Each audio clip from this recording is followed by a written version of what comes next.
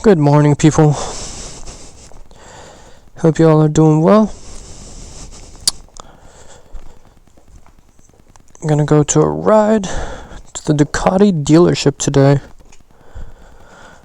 Let's warm up the bike. The stash never gets old. That's why I'm going there. I need to remove the stupid light, because I already did the oil service.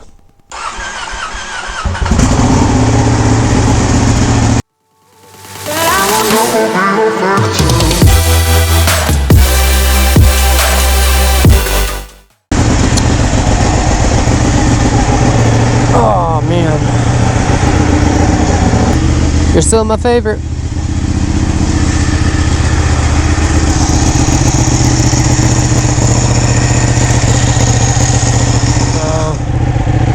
I'm gonna be talking about the things, probably I'll do like 5 things that I dislike about this Ducati Panigale $11.99.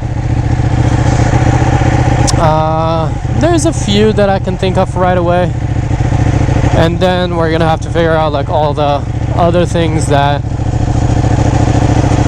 you know, the small little details are not like not as major. I'm just gonna cruise so you guys can hear me talk, but let's get going.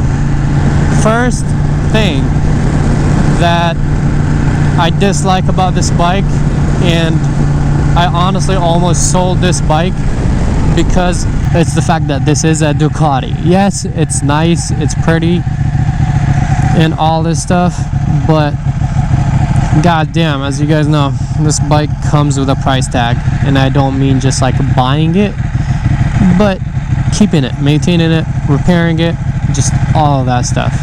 So yeah, the first point is pretty much maintenance on this bike, and upgrades too. Okay, that was 2 false neutrals. It's a very precise motorcycle, which is why it does not like any modifications or upgrades that you would want to do to it. I don't think they made it thinking to make it like user friendly to mechanics and all those people, because if you guys don't know, you're supposed to take your Ducati to a Ducati certified dealership and not just any random dealership when you are getting work done on your bike. Oh god, so gonna run that. Wow, I actually kind of made it. Maybe, I don't know. We'll see when I edit the video. But yeah, like as an example, I took it yesterday to my buddy's shop, which he has all the plugins and technology, and he has a flash and all that fun stuff. And all we wanted to do is plug it into the computer and turn off this oil service light, which shouldn't be a big deal. He's done it on the Ducati, the Diavolo, or I think that's what it's called. So he's done it before on a Ducati, and it should be just plug and play. And for some reason, it just did not want to work. And both of us were like, what the hell, why is it not working? He couldn't figure it out himself. He said he might need a software update, but at the same time he said, I recently did it on the other Ducati, so he couldn't understand either why it wasn't working. And that's why I'm going today to the Ducati dealership to get it figured out, and it's gonna cost me, are you guys ready? $75 just to remove a service light. It's not hard to get to the ECU. You just kind of like open up the rear, I want to say seat, but it's not a seat, it's like the hard cover of this bike, and you plug it in, and that's it. You're supposed to be able to turn off the light from the computer. And another one. I'm definitely gonna make this one. Yep.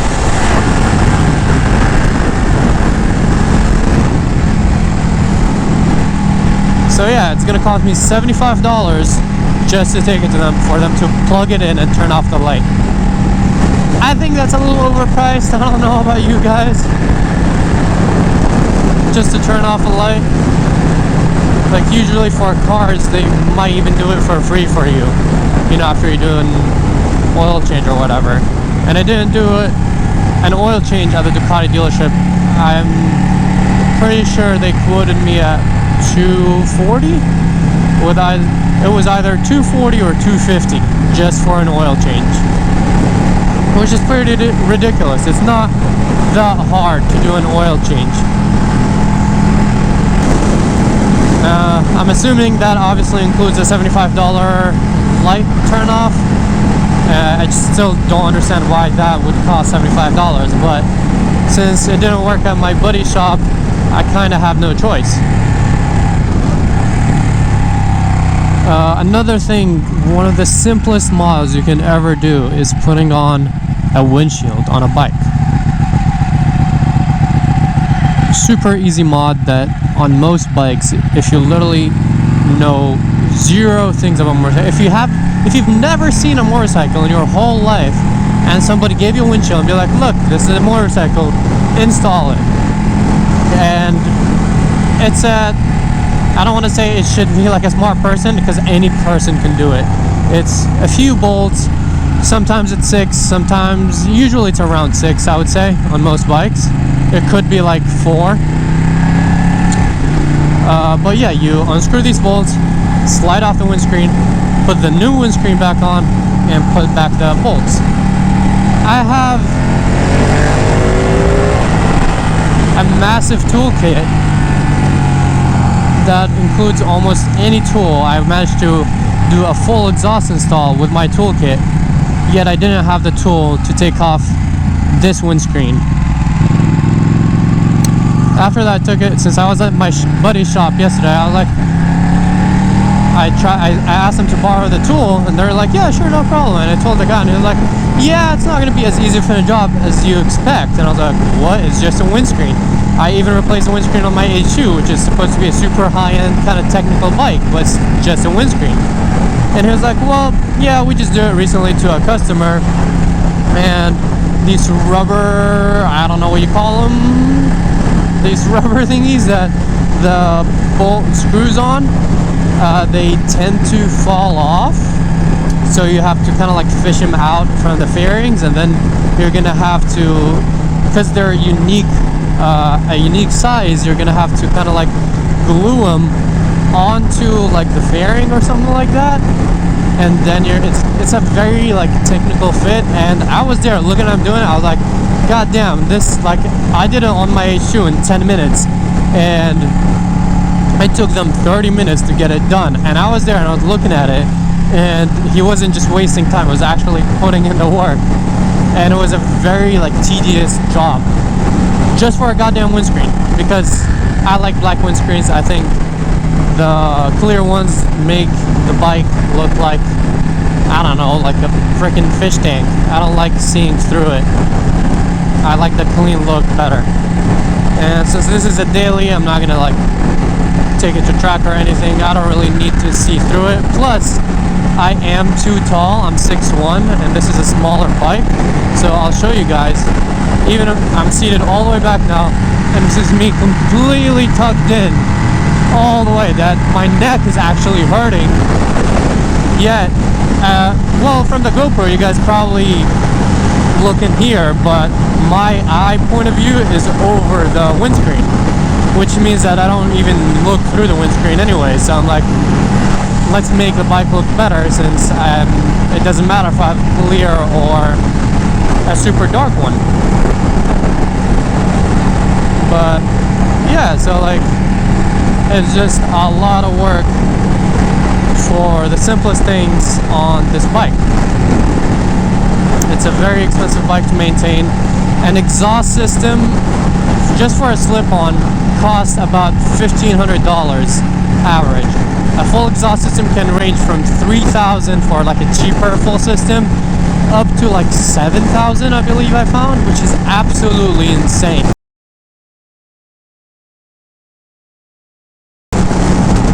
Like, come on, I bought a full system for my H2 for $2K.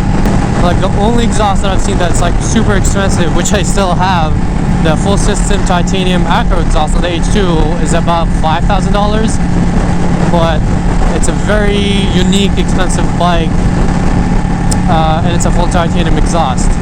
That's why it's that expensive. But like, I just couldn't understand why exhausts for a Ducati are that expensive. So also, besides that, like, the job is a pain in the ass, as I talked to the tech at the shop and he was like, yeah, if you're doing a full system, it's going to be a lot of work because of the way the exhaust is set up. Also, usually when you want to get an exhaust or even a slip-on, you would want to tune your bike just to have it running as perfectly or as smoothly as possible, and that costs $900. My buddy, he said he's gonna hook me up and like lower the price a little bit, but still, it's way over $500 for just a flash tune. Like, you're not getting up the bike, putting the bike on the dyno. So let's put this into perspective. If I tuned my A2, flash tuned it, and then put it on the dyno, total would come up to about $500 to $550. But just a flash tune on this bike without putting it on the dyno, which is usually the more expensive part of the tune, is $900. It's just insane, you know what I mean? So these are a few examples I wanted to tell you guys about this first topic, just so you guys have an idea about what I mean when I say it's a lot of money to work on this bike. And if you're like me, you don't like having your bike stock, then be prepared to spend thousands and thousands of dollars, or even for maintenance, be prepared to spend thousands and thousands of dollars. But yeah, and now we can go on to the second point, and that is going to be the heat that everyone complains about. Right now I'm cruising on the freeway and it's 185. It's not, I would say it's not like the hottest. Like, yeah, it's pretty hot, and the problem isn't just the fact that the bike runs hot, it's where the heat is. I feel the heat right here, right on kind of like my inner thigh. That's where I feel most of the heat, and for some people that's like kind of like too much, it's unbearable. To me, it's not that big of a deal, but I totally feel what they're saying. So that's the second one. Some people can't deal with it, and they want to put like heat shielding, or there is heat shielding, but they want to increase heat shielding and all that stuff to decrease the heat. To me, I think about it as a seat warmer during the winter, since this is supposed to be kind of like my commuter daily bike, while I keep the H2 as kind of like my weekend, like when I go on rallies or racing in Mexico type of bike. That's the H2. So to me, like during the winter, the heat will actually be nice. It'll keep me warm, you know, on the seat. So yeah, that's the second one, the heat. People are alright, some people can't handle it, some people can't. The bike does run a little hotter than typical bikes too. And for the third topic, which I have to put on, is definitely, hold on, let me go through this because I kind of want to show you guys. The stupid seat is a little dangerous what I'm doing right now, but yeah, this seat is as hard as a rock. They made this bike with the intention of making a super, kind of the ultimate track bike, which is why they didn't care about like putting a cushiony seat. It's an extremely tough seat, and that's why I can promise you most of the YouTubers or anyone that you see that owns a Ducati Panigale is gonna have the Ducati Comfort seat, which is about $300. So yeah, it is not a cheap mod, but almost every single person buys that just because of how uncomfortable the seat is. And I'm definitely thinking about it, or about to do it soon, as soon as I really get over the seat. I kind of like, at first, when I first rode, I was like, god damn, I need this seat ASAP. But the more I got used to it, and I haven't ridden my H2 in a while, which is way comfier, it just, like, I didn't mind it as much, especially because I haven't been doing like long rides. Like, I haven't been on a ride for over like 2 hours straight, so it kind of like wasn't the end of the world for me. But I'm definitely getting that seat at some point, which is another $300 that you have to spend. Whoa, why everyone's slowing down like that? All right, coming through. that was a false neutral from 4th to 5th, which is another point. Yes, it's a very good and precise machine and everything, but this is definitely the most false neutrals I've hit on a bike. Maybe I'm just not shifting hard enough, I don't know, but I hit false neutrals from 4th to 5th, as you just saw, from 5th to 6th as well, and of course, like from kind of like 1st to 2nd, I always like go into neutral, which is pretty annoying. But the good news is, when I shift back from neutral to 1st, you don't get that clicking, like kind of like, yeah, like that noise that you usually get on normal bikes. Yeah, somehow this bike just like grabs normally, and it's not like bad when you go back from neutral to 1st, even though I was going like higher speeds. I don't know how, but it's way smoother when you get back on it. But yeah, it's a lot of false neutrals, which I definitely don't like, and probably gonna find a solution to sometime soon. Ooh, is that an R6 or an R1? I want to check it out, bro. What you got? Alright, I'm getting a little distracted. And it's definitely an R1. He's fully geared up, and I'm wearing a shirt and jeans. It's probably like talking shit. That'll be an interesting race. He'll probably get me, but it'll still be fun. Alright, let me go put the slow lane so I don't get as much wind noise, because it's kind of windy. And now I'm going to talk about the 5th and last point of what I dislike about this bike, and that has to be kind of like how I want to say, like, it's not like that uncomfortable, but it's pretty uncomfortable. I admit that I chose the wrong bike to have as a daily or as a commuter. I got it because I've always liked Ducatis, and I'm not gonna lie, guys, I'll probably make another video about it, telling you guys the story of how I got this bike, because it came out of nowhere. But I always like Ducatis. I love the taillight section. It's one of like my favorite features about the Ducati. It just looks so beautiful. Whenever I would see a Ducati on the road, I'm like, god damn, that booty though. And yeah, so it just, long story short, stuff escalated, and I ended up getting it. But that's why, like, it wouldn't be the best choice to have as a commuter or a daily. But to me, it was pretty worth it, because I'm not a big comfort type of guy, which is why I ride super sports as my commuter or daily. On the flip side, which I'm going to mention in my next video, is the other parts I like about dailying this bike, which mainly includes like how light it is. But like now my hand is definitely vibrating. These are not the most comfortable handlebars. And look at this play, horrible. A lot of people like get that fixed ASAP, which I definitely will do in time, but I haven't had the bike for over 2 weeks, so slowly but surely gonna fix all these little things that bother me. But yeah, my hand is literally like getting numb, or like from all the vibration of the bike, because it's a very kind of like a rough ride. It's not a smooth motorcycle at all. If you want a smooth motorcycle, do not get a Ducati, or at least do not get a super sport Ducati. The whole bike vibrates. You don't feel much of the road or your surroundings because of all the noises the bike makes. To me, that's thrilling and fun, which is why I kind of wanted this bike, because it's definitely a lot of fun. But to most people, yeah, this is not the most comfortable bike, and it's a little too torquey to have as a daily.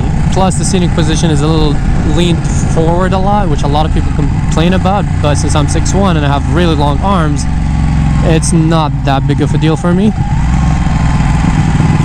So see, if you guys think about it, a lot of things I said I hate about this bike don't fully apply to me. Like the heat, the fact that it's uncomfortable, like, yeah, these are bad things that could be deal breakers for a lot of people, but for me, I don't really care about those things. That's why you should always try a bike out.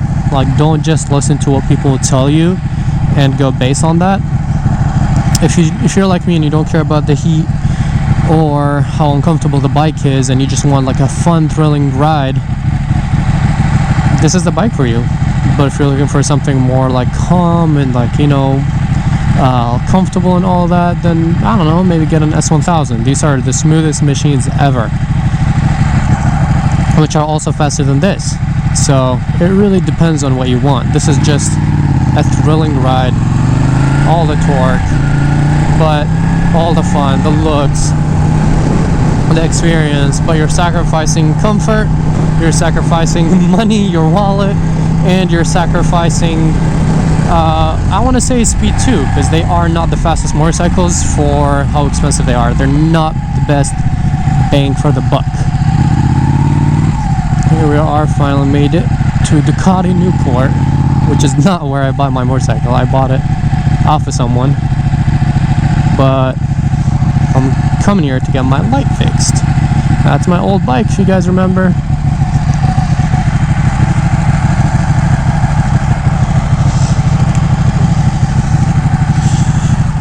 Oh, 210, pretty hot.